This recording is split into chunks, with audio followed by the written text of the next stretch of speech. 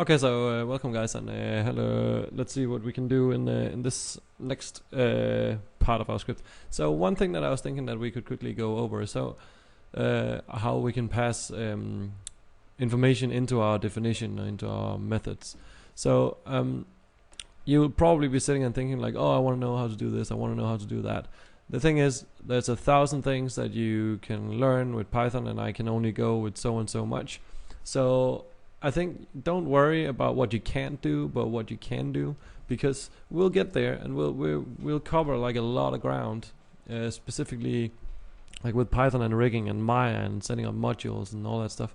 So if there's something you want to know that I'm not necessarily covering, don't worry if you're gonna manage to make your rig at the end, because you should definitely get like a solid base and definitely be knowing enough to be dangerous.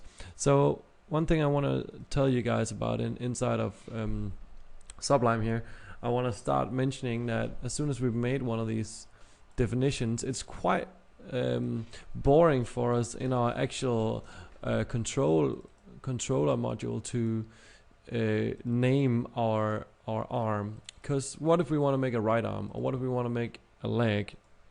We don't necessarily want to define these things, so we have to figure out a way to pass some information. And some of you will know that you can always already pass stuff to Python. There's something that you can call arguments, and which can be arbitrary information, or you can use self arguments if you're using classes. And for now, we're just gonna keep it simple, and we're not gonna do any of that. So the only thing we're gonna do is like import a name into our definition, and let's figure out how we do that. So first off, inside Maya, I've had this one closed since the last lecture. So first off, I want to just re-import that system path. And yes, there is a way where you can make Maya source your script as soon as you open your Maya. You want to do that in your environment file, or you can tell Maya a source path in your environment file where you have an init file inside of your directory. But all that stuff I'm not going to cover right now. Right now we're just going to source it every time. Okay, so yeah, we're not going to cover how to create the init file inside. There is a way where you can obviously set up your script environment as soon as you open Maya. But in this case, we're not going to do that. We're just going to keep on sourcing, because we're going to keep things simple, and just clicking this Control A and entering this script will sort of like enable us to access our script so far. And since we are very limited to our scripts, how many we have? We actually only have one so far. I think we have one or two. We have our intro file, and we have our module control. We'll get a lot more, and by that time we probably want to go into our Maya environment file and tell it a path that it can look for our scripts, and in that path that we give it, we can create what we call an init file in Python, which tells Python that this is a directory that we want to work in. But for now, we're just going to keep on sourcing every time we open up Maya. So I did that by doing this, and as you know from the previous lectures, you import it here. So right now, let's just like try and run our script and see what it does. Okay, so it creates a script called larm IK control. So we need that to be called anything. So in this case, I'm just gonna go ahead and delete this. Actually, we can delete all of this. And we need to start figuring out how we can give that name, because right now we actually already passed in a name here. So first of all, we want to create a controller. So let's try and write here, what's the name of that controller? We want it to be called control name. And we're just gonna leave it like this. We could also leave it as if we weren't sure if we wanted to just run this code, and by definition it should already have a standard name from beginning. We can call it base control, and that means that no matter what, if we call this argument, it will always call it base control. That's one way of doing it. We won't do that. We always want to make sure that we have something named for our control, because we don't just want to make a random control, at least not with this script. So let's try and see here. So by putting in control n here, it means that our function, or our definition, is now looking for an argument. And let's try and go into Maya and try and run this code again. So if I delete this old one and I go here, it actually reloaded everything. That's great. But what happens when I run my script? Oh, okay, so it says that it takes exactly one argument, but it received only 0.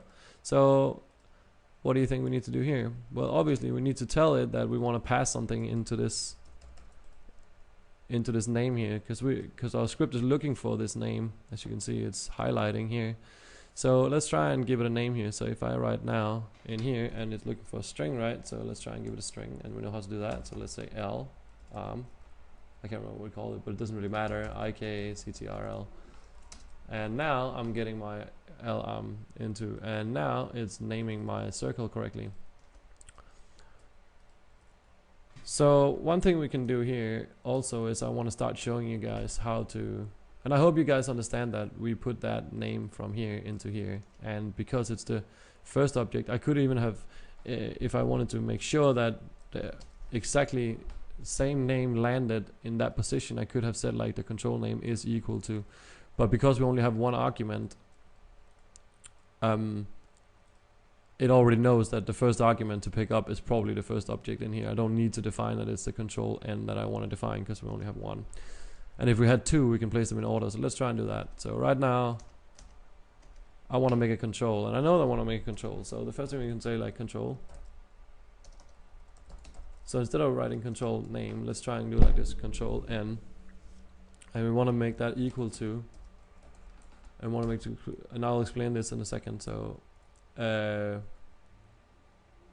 so we're gonna use the what do you call it, percentage sign and s, and we're gonna do an underscore, and we're gonna do another percentage sign, and we're gonna do another s, and then we're gonna write IK CTRL. And then out here we're gonna say parentheses, oh sorry, percentage, and then we want to do two parentheses and open and closed, and then we want to say, we want to get the side, and we want to get the name. So right now what we can do is, some of you will already understand that what's going on here is that we're creating a control name, and this means that I'm going to insert a string. So I'm just going to make this a little bit bigger. So I'm going to insert a string in this position. I'm going to insert a string in this position.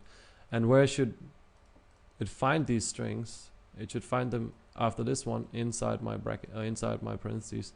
And where does this side come from? What is this name? Obviously that's information that I want to pass into my script. So here I'm going to say side, and I'm going to say name.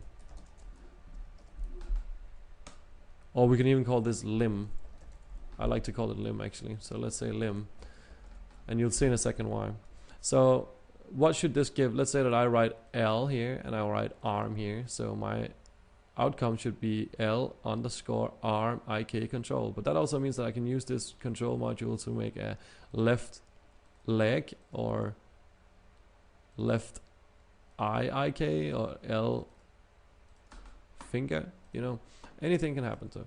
So right now, so right now our script is actually creating a new name from our inputs. So let's try and just, before we actually do that, let's just try and say print ctrl-n and say pass. If we say pass, or we can say, sorry, not pass, but if we say return, everything that comes after a return, let's try and write that.